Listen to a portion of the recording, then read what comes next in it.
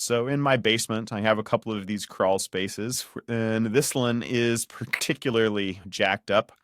My insulation's all falling down, but it's a decent sized space, and I'd call it semi-heated. Um, so I'm short on storage space, and the first order of business is I have a guy coming in, and he's going to spray foam this whole thing. He's going to take down all the old insulation. It cost about $1,000 to do the ceiling and the walls. So what we're going to do is I want to be able to use all that storage space. And I'm certainly not going to crawl around in there to store things.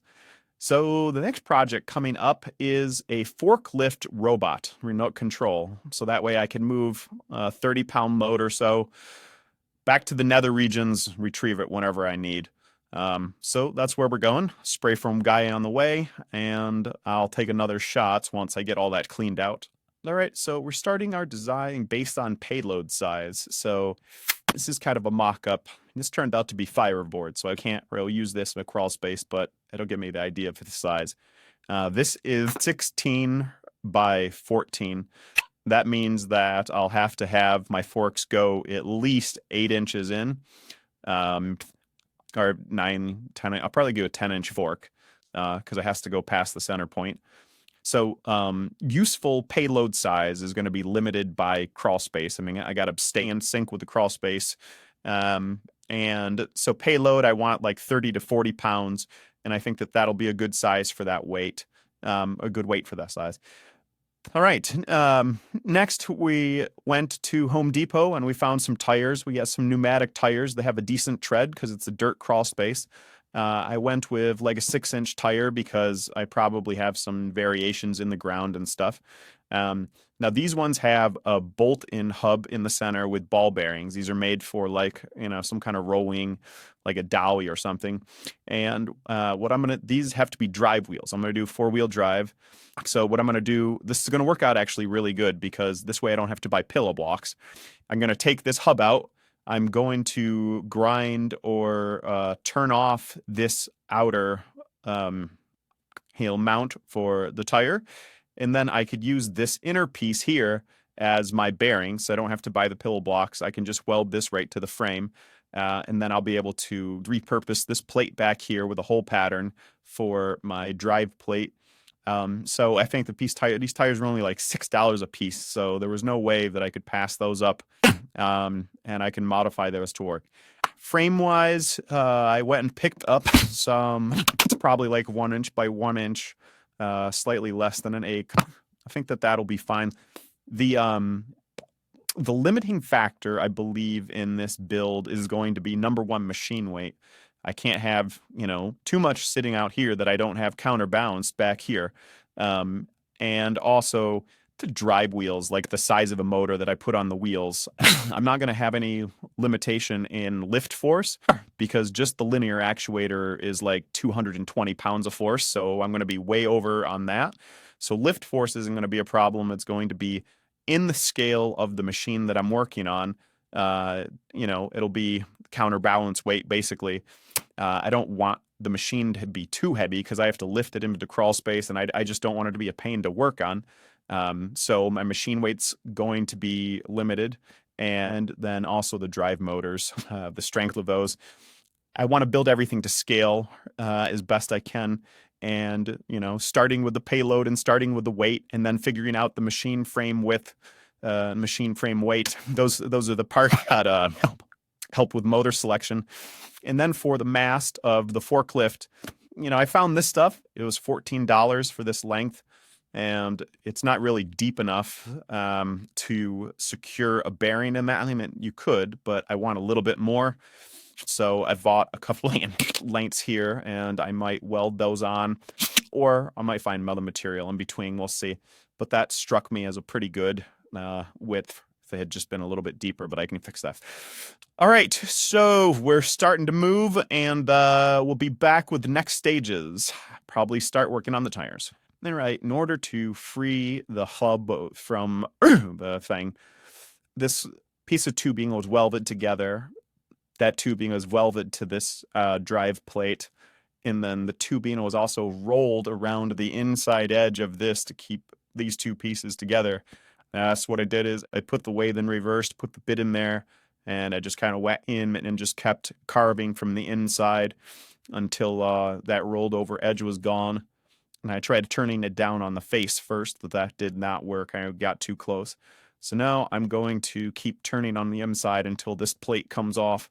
And then I'll have a bearing tube, a dry plate, and the hub all with separate pieces that I could whittle. So these dried plates are pretty thin. Like, I don't think I'm really going to trust that. I mean, bolted to the other two layers, it's probably enough to bend, but I want a little bit better.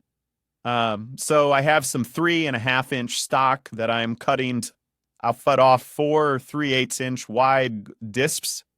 That'll take a while. I'm just going to let that run. Starting to lay out the frame. I think this is the width I want, 14 inches. And I'm going to miter the corners on this one, so that way everything's sealed. So we're starting to fabricate the hubs. Really pays to have your bandsaw set pretty nice so you don't have to face off too much. So I've drilled a 1/2-inch hole. This is the rough stock that I'm going to use for the hub part. It already comes with a 1/2-inch hole, which saves an awful lot of time. It's worth keeping thick wall tubing like this in stock. So I drilled the hole for centering. I'm going to put a pin in there. I'll face off both edges of this so it's square. Put a pin through, clamp them together so we know that they're quite well aligned. And then we'll be able to weld it and then hold it by this piece and face off the front. I also took a light skim cut on this just to square it up, pretty roughly.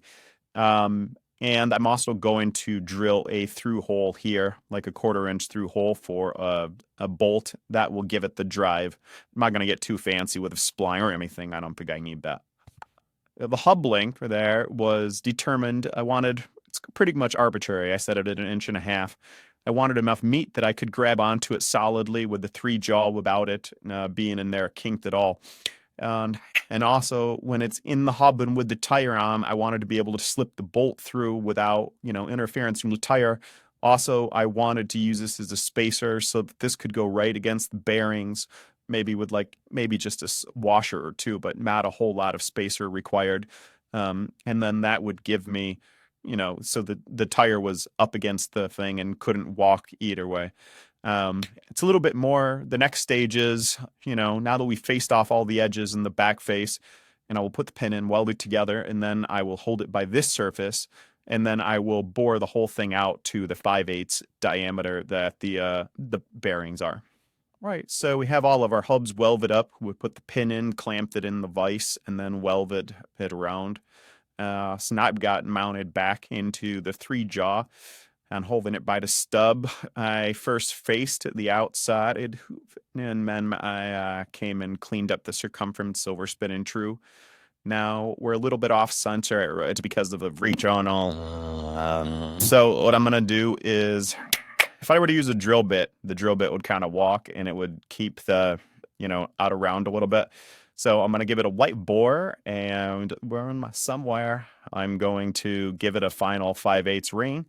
Then we'll have the misface is guaranteed true to that bore. And hole size will be perfect with the reamer. All right, so then we repeat that 3 more times. It's slightly annoying, but my reamer would not fit into my 1/2-inch drill, 9/16, so I had to put it into the 4-jaw, get it spinning perfectly true, use a carbide bit, then spin it down to 1/2 inch. I had to bore the first one out because I wasn't going to disrupt my setup, but reamer's quicker, so I wonder. Well, 4 hubs complete and in mountain of swarf. Probably took 6 to 8 hours to complete from start to finish. Kind of a time sink, but no, necessity. Not much you can do about it. Couldn't find those pre-made. So keep going. All right, so trying to just center the rim on just both holes is the Hayanam starter. There's too much play. Now, they actually had their center shaft, like part of the rim essentially, so that's why they don't have to worry about that. So I guess I have to chuck up the hub again and face off this much material to leave a boss in the center and two center on the rim. So I made a quick arbor, put it in the forejaw, put a pin through. This way I also know that my plate spins perfectly concentric to the thing, which it should have been. Um, and it took, I don't know, not very much, like maybe 5, 6 light facing cuts to get that off. So, all right, so to transfer the holes, I have one plate that I drilled on the machine with the right offsets. I've viced in my arbor. I have them both on the same thing. So I use the transfer punch to go through and make one hole in each of the plates. Now that that's complete, I put the arbor punch in as the center punch as a pin, and then I clamped them in, and now I can go and mark out the other 3 holes. And after each pounding, I went and tested it just to make sure. I have the rotary table set up. Kind of would have been a little bit easier, but this will be fine. Kind of old school. Right, so next we're on to bearing mounts. These have potential to be reused. It turns out this is a 16 millimeter in a race, not 5/8, which is a 5 thou difference. But I can make up for that with a thing of shim stock.